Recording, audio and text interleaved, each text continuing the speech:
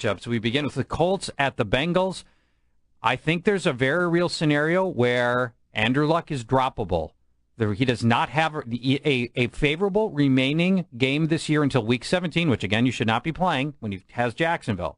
This week, it's the Bengals. That's not a favorable matchup for him, and he's thrown 2 touchdowns in his last 4 games. Yeah, I've got him on the bench this week. The Bengals are a pretty good pass defense. They're a little banged up back there, but they've been playing very well in the last 5 weeks.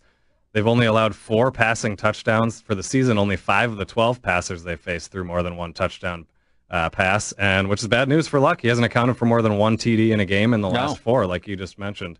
So I've got him on the bench. You could argue he's like the 16th or 17th best quarterback this week. I think I got him at 20. Colston.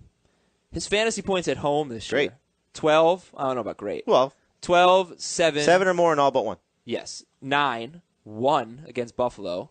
16 against Dallas. And 8. With 5 or more catches in all but the Buffalo game. So PPR, you're talking about 12 points or more in all of them.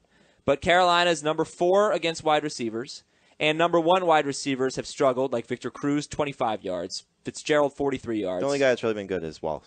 Yeah. Yep. Jackson, Harry Douglas, Bolden, they've struggled. Yeah. So Colston or Roddy White? Roddy White. Yeah. Colston or Boykin? Colston. Boykin. All right, so Colston's like a number 3 receiver? Colston's going to get you 7 points. That's what he does at home.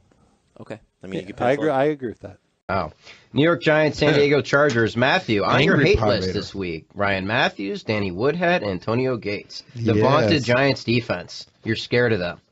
Well, it's not so much that I'm scared of them, but I will say they are playing better recently, and I understand some of that has to do with the matchups they've faced. But you look at what's going on with Ryan Matthews and Danny Woodhead, right?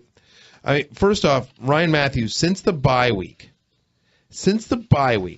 Ryan Matthews has had 65 yards rushing or more in just one game. Hasn't topped 100 total yards in any game but one, right? So he's had 100-yard total game, one with more than 65 yards since their bye week.